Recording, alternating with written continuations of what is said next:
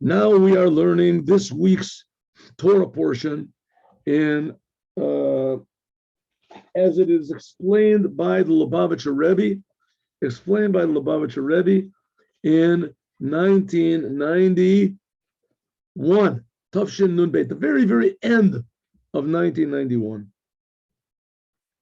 This week's Torah portion is Vayechi.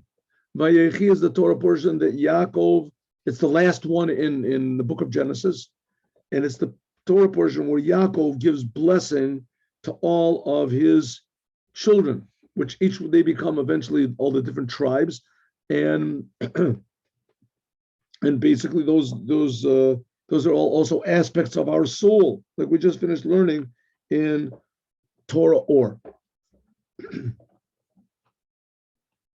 Okay, the Rebbe, his topic is Mashiach.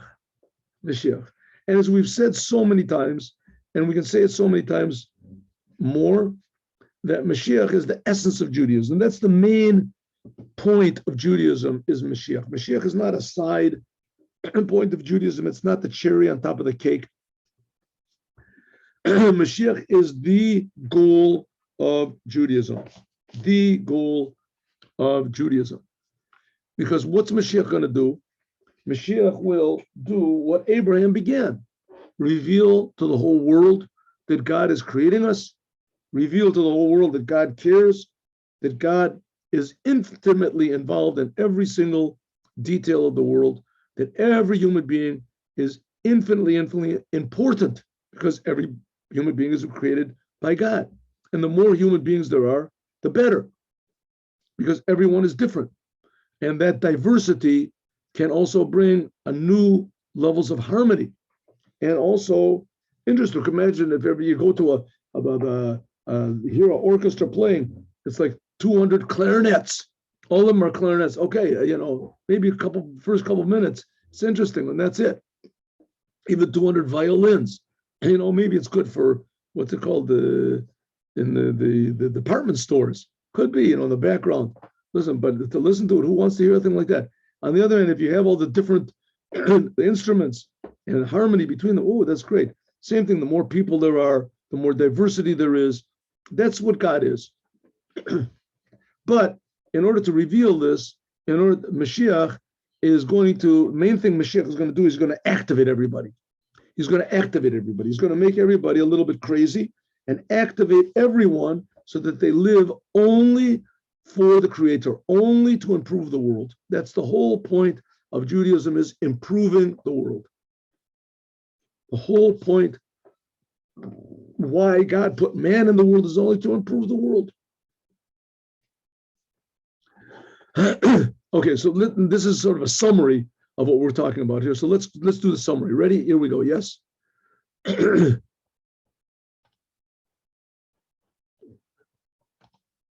Yeah.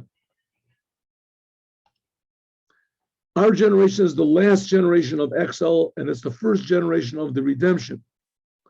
And like the previous Lubavitcher Rebbe said, that he is the Yosef of our generation, like Yosef, like the first Yosef back there that we're reading about now in the Torah, that he announced that God will take you out. God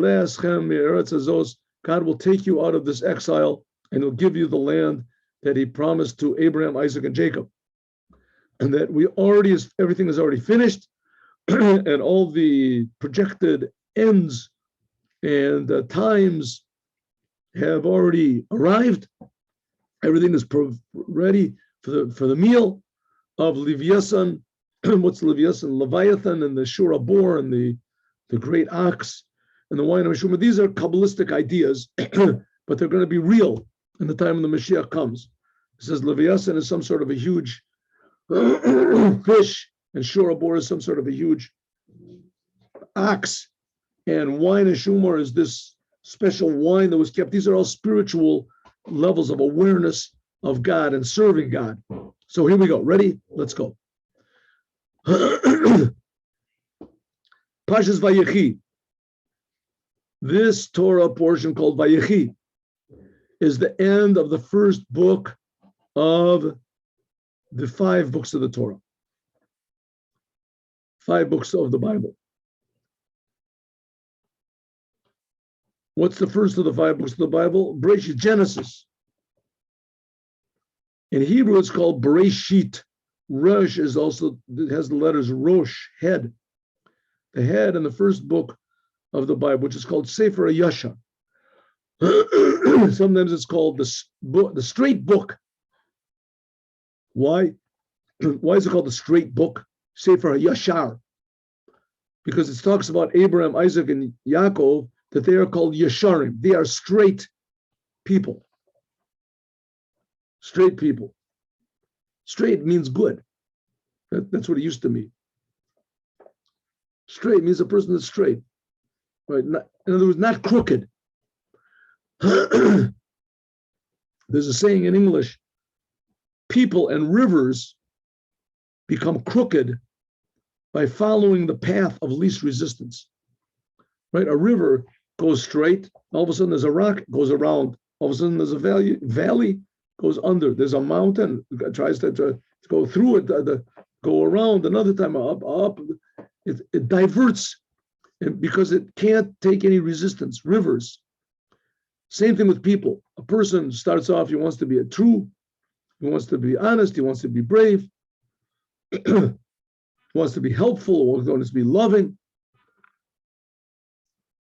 And all of a sudden he meets up a little bit of resistance, or he has a little bit of temptation. And all of a sudden he becomes crooked. Not so Abraham, Yitzchak, and Yaakov. They are people that are called straight. Maisa avos siman labanim. Like it says, what the forefathers did is a sign for the children. What Abraham, Isaac, and Jacob did, really, why is this book even in the Bible? Why is this book of Genesis even here? It doesn't have any commandments in it. It doesn't have the commandments that start only in the second book of Exodus, the second chapter of Exodus. Oh, what is this book? What do we care about these stories about Abraham, Isaac, and Jacob? This is because it's very, very important, because this gives us a teaching of our attitude, and also it gives us power to be straight. Shemetchila, that in the beginning, Elish Mos Bnei Yisrael. It says in the beginning, these are the names of the children of Israel. And this power, which was given to us by Abraham, Isaac, and Jacob, both examples, right? Intellectual power, emotional power, motivation. We should have the same goal as they had. This is carried out to the other 4 books of the Torah. It's drawn, B'chol Chav Dalet Sifrei Kodesh, and then afterwards all of the 24 books of the prophets and all the other writings, right? The book of Proverbs and the Psalms, until it finally gets to the book of Chronicles, Dvar Yomim, Dvar Yomei Bnei Yisrael at Sofa Doros, which will, and also all the generations that come afterwards.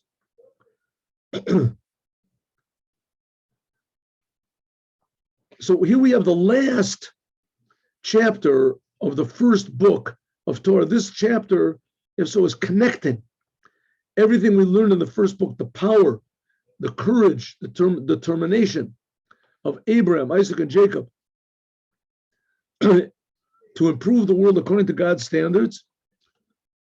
This is connected to us by this last chapter of the book of Genesis. This last chapter is very important. It's the connector between all the principles that we learned in Bereshit, in Genesis, to the actuality that we're going to come to now in the book of Shemot. Here we go. The name of the parsha is Vayechi Yaakov. It says that Yaakov was alive. Yaakov lived. That's the name of this week's Torah portion, Vayechi. That since the Yaakov is the choice of the forefathers, Ma'avincha Yaakov Hasachakol Sefer Yashar. So therefore Yaakov, because he is the chosen of the fathers, and he is, so to speak, the culmination of all the work of Avram and Yitzchak. So he contains in himself this whole idea of the straight book, Sefer Yashar. Sefer Avram Yitzchak Yaakov, the book of Avram Yitzchak Yaakov, and by means of him, by means of Yaakov, is drawn down to all of the Jewish people. That's why we're called Bnei Yisrael. Yaakov is named Yisrael. All of the things of Abraham, Isaac, and Jacob that are in the book of Yashar, which are in the book, the straight book, and others, the book of Genesis. On until Shanase Amaymed B'Matzav of Vayechi Yaakov, by every single Jew until the end of all the generations. So this chapter that we're learning now in the Torah, this connects the power of Abraham, Isaac, and Jacob to all of us now in all the generations through the other 4 books of the Torah. The Tochana Parsha, what's the main content of this week's Torah portion, is the blessing of Yaakov to his sons. This week's Torah portion tells about how Yaakov gave a blessing to his sons. And before he gave a blessing to the other sons, first of all, he blessed the sons of Yosef, Ephraim and Manasseh. They will be like Reuven and Shimon. That's the whole idea of Yaakov to all of his sons, the 12 tribes. This includes all of the Jewish people until the end of all generations. In the language of the rabbis, Yaakov Avinu did not die.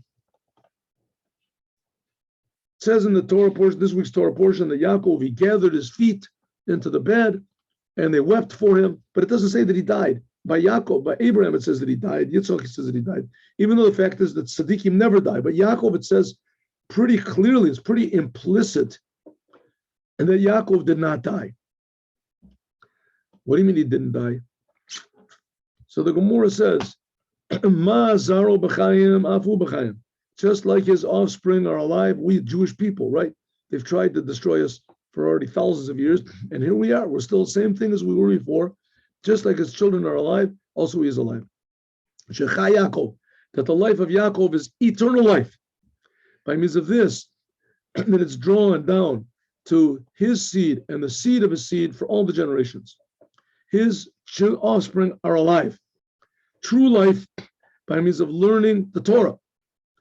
The Torah is our life, and it's orach yamim. It's the length of our days. That's the whole thing of Torah, of Yaakov. The whole thing of Yaakov is Torah. Torah. That's what kept the Jewish people alive, is the Torah. Like it says, V'yakom edus b'Yaakov Torah sam b'Yisrael. Like it says, God made laws, testimonies in Yaakov, and Torah he put in Yisrael. The whole thing of Yaakov is Torah. It says that Abraham represents good deeds, and Yitzchak represents prayer. And Yaakov, that's the central pillar, it says, that represents the Torah. Okay, so again, we're now reading the last chapter of the book of Genesis. This last chapter is like the plug. It connects all the power, all the lessons, all of the motivation to improve the world according to God's standards that we learned about in Genesis. This is the plug that plugs it into the next book, into all the books that come afterwards, and into our lives. And the end of Parshas Vayechi, it says like this. By the way, when we finish a book of the Torah, one of the 5 books, is everyone in the synagogue yells out, Chazak, Chazak, v'nitz chazek. Vayechi Yaakov, this is a chizuk. Chazak, Chazak means be strong and we'll be fortified. Strong, strong, and we will be fortified. This strengthens the service of all the Jewish people until all the end of all time. So if you've ever wondered what's the secret of the Jewish people and how it is that the Jewish people, despite the fact that they've been hated, I mean, there's no other nation that's been hated like the Jews, as far as I know. And, there's sometimes neighboring tribes hate each other, or sometimes there's, wars, one person wants, but the Jews didn't have any land. They didn't have any land of their own. They didn't have, none of this, they're hated. They're hated, all of them. They were hated from the very beginning. right? And why were they hated? So the answer is that why they were hated, let's not talk about. Let's talk about how they survived. So the answer is they survived because of the Torah. As long as there were Jews that really, truly believed that the Torah is true, there's a chance for the Jewish people. Why? Because the Torah really is true. And the Torah really is eternal. And in fact, there is nothing else that's eternal except for the Torah. Everything else comes and goes, all the other religions and philosophies and this, but the Torah is still here, despite all the detractors and despite all the adversaries of the Torah and people that don't believe in the Torah, and people wanted to change the Torah. And the Torah is too hard, and the Torah is not relevant to us now. But those are all lies. The Torah is true. And because the Jewish people hold on to the Torah, is therefore, even a few of them, that's what kept life for as soon as there's no Torah, there's no definition of what a Jew is. That's what the government of Israel tried to do, redefine what a Jew is.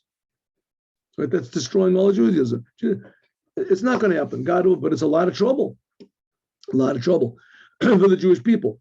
The power to defy all this trouble and all this opposition, this comes from Yaakov. Yaakov, he's the one that gives the power that we keep the Torah and learn the Torah, and we observe the Torah. Alpia, you do it like it's known that the parashas of the Torah, they have a special connection to the time when we read this Torah portion. So we can explain what is the connection between Vayechi, which that's the end of the first book of the Torah, what's called the straight book, Sefer Yashar, and that this gives a power to the service of the Jewish people for all generations. Usually we read this on Asara B'Tevis. Asara B'Tevis is a fast day. Asara B'Tevis is, at the time of this speaking, is going to be tomorrow. It's Yom Sheni, right? Tomorrow, beginning in the sunset, sunrise, the 10th day of Tammuz, we don't eat for a half a day, right? From the morning until the evening, we don't eat. What happened on this day? And this is the day when the destruction of the temple began. It says that Nebuchadnezzar came and he laid siege to Jerusalem, the beginning of the destruction of the temple. We have a series of fasts dealing with these, especially this year that the 10th day of Teves falls on Yom Shlishi. This year it doesn't go on Yom Shlishi; it falls on Yom Sheni.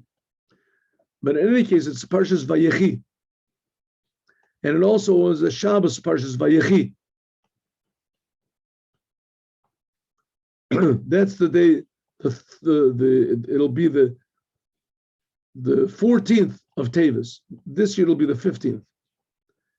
Then on the 15th of Teves, it'll be this coming Shabbos. The moon will be full. Of the month of Teves will be full. This includes also the 10th day of Teves. Now we're going to learn. Okay, so the 10th day of Teves, this is when we say the destruction of the temple began. So this is pretty bad. The Jewish people are compared to the moon. If we have the moon is full at the 10th day of Tevet, now the Jewish people are compared to the moon. Also, the Jewish calendar goes according to the moon. So the first day of the Jewish month is always when there's just a little sliver of the moon. The last day of the month is always when there's no moon, a little sliver. The middle of the month is when the moon is full. So this shows that despite the fact that the moon has been empty, the moon becoming full is a sign that Judaism will flourish. It'll illuminate the darkness. Okay, let's go further. Okay, what's this so special about the 10th day of Teves? We already said what was special about Parshas Vayechi. That Vayechi is the connector between all of the blessings and power and the holiness of Abraham, Isaac, and Jacob to what's going to be afterwards. That this Vayechi happens in the week that's the 10th day of Teves, and this is of special importance. On the 10th day of Teves, this is one of the 4 fasts that from the rabbis. Yeshnu Chomer, right? The only fast which is from the Torah, of course, is Yom Kippur.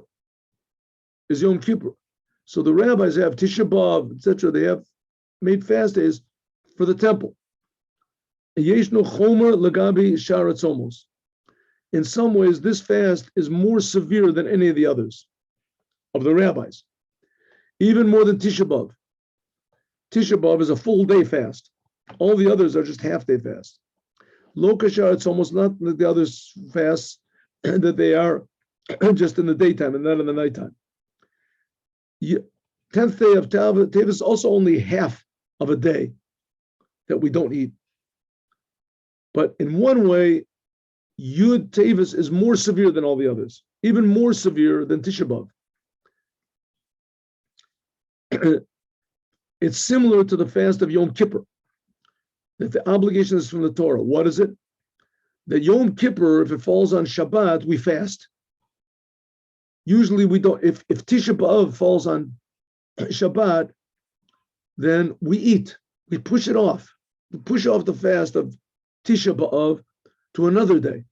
Even though Tisha B'Av is very severe, it's the day that the first and the second temple were destroyed.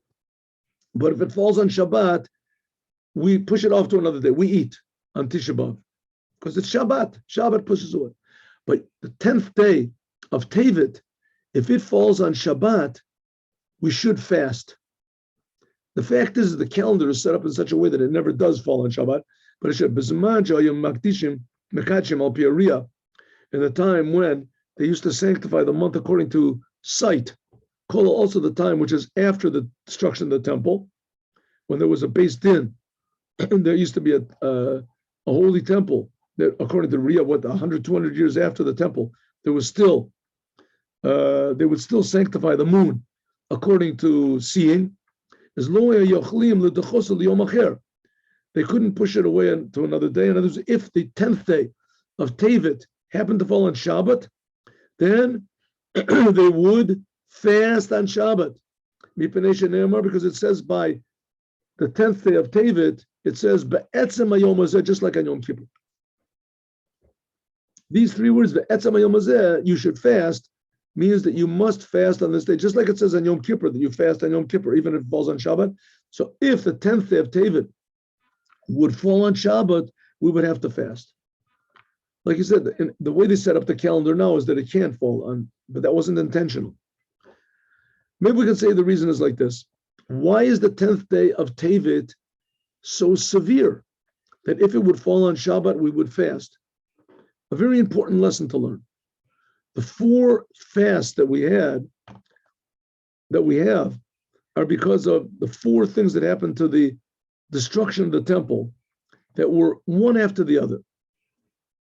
Like, for instance, on the 10th day of Teves, it says the king of Babylon, Nebuchadnezzar, he laid siege to the city on Jerusalem. In the 17th day of Tammuz, that was the day when the walls were broken into. On Tisha B'Av, that was the day that the first and the second temple were destroyed.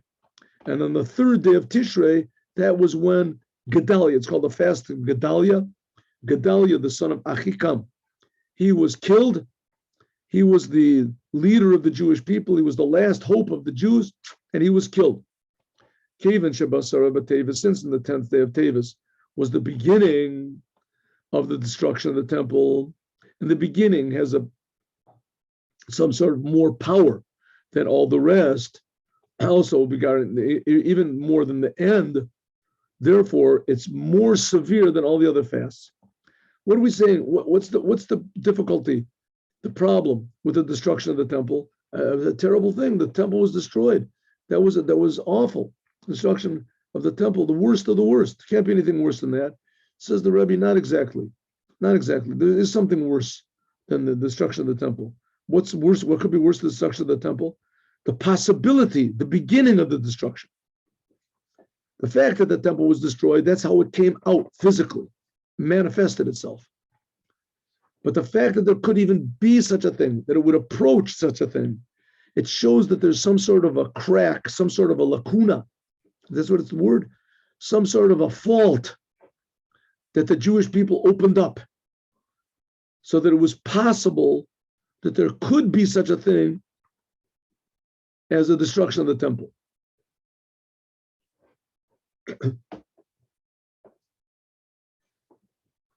like nowadays, they try to find it in your youth. Why was this person a mass murderer? When he was young, his father, killed his puppy by accident. From that, he wants to take. So some little tiny thing happened when he was young.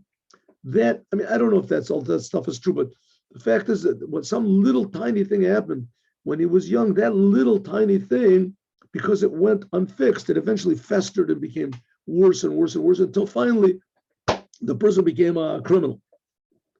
Well, the same thing is also here. How could it be that the king of Babylon came close to laying siege to the city of Jerusalem? Physically, you can say, good, it happens. There's kingdoms and they rise and they fall. But here we're talking about the kingdom of Hashem. God is supposed to be the protector of the Jewish people. How could it be that the king even laid siege in the beginning?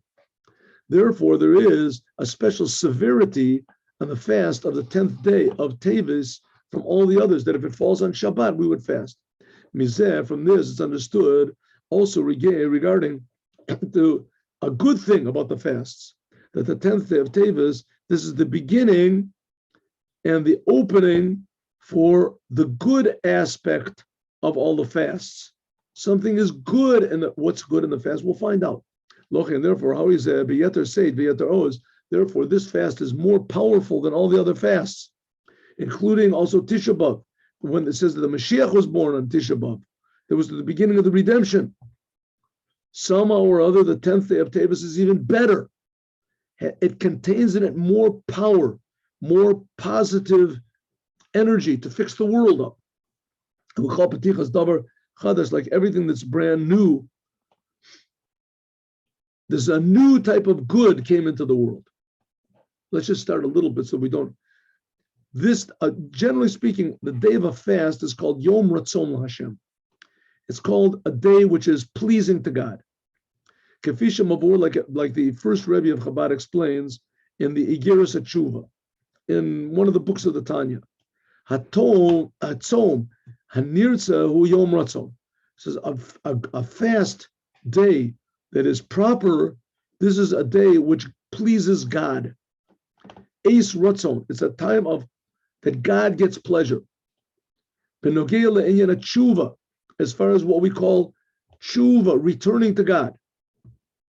Now, returning to God is a very deep idea, and it's a very essential idea to Judaism, and it's a constant theme, and should be in everybody's life constantly. The tshuva means to return your energy back to the Creator. Sha'al yada, by means of this, by this idea of tshuva, putting things back in their proper place, is this negates the whole idea of the destruction of the temple and the exile, and it brings geula, redemption. Like it says, Ein Yisrael nigalim v'lo b'tshuva. The Jewish people are not redeemed unless they do tshuva. And the Torah already promised, says the Rambam, that the Jewish people will all return to God and immediately they will be redeemed. This is the whole intention of why we fast. The reason why we fast for these fast days is tshuva, so that we should reverse our attention from ourselves to Hashem, God, and the world. This will negate the whole destruction of the temple and the exile, and it will bring redemption to the Jewish people and to the whole world. This was especially stressed in Aseret B'Tevis, the 10th day of Tevis. Why? Because in the 10th day of Tevis, it says the king of Babylon, Somach, he laid siege to Jerusalem, and he brought it into Matzor. That means a siege. Adayin lo paga, but first of all, he did not yet touch Jerusalem himself. He just came to the walls. He didn't touch the houses that were in Jerusalem, the buildings that were in it, and the main building, which is the Holy Temple. Not even in the wall that surrounds Jerusalem, that this wall still remained whole. The king of Babylon just was outside of it, and he laid siege. He just surrounded the city. Mashiach, which is not case, all these other four things that happened, the three things that happened afterwards, these were actual bad things, that the walls were broken into on the 17th day of Tammuz, and the temple was destroyed on the 9th day of Av, and this Gedalia, he was killed. But this day, nothing really bad happened on the 10th day of Tammuz. Just that the king of Babylon, he approached the walls. Let's explain this, God willing, tomorrow at the same time. Today we'll have a class in Chumash also, but let's do right now the Yom Yom.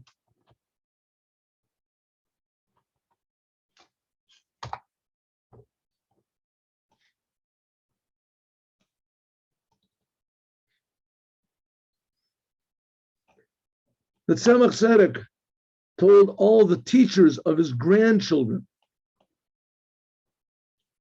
Right, the Tzemach Tzedek had 6 sons, and they all had children.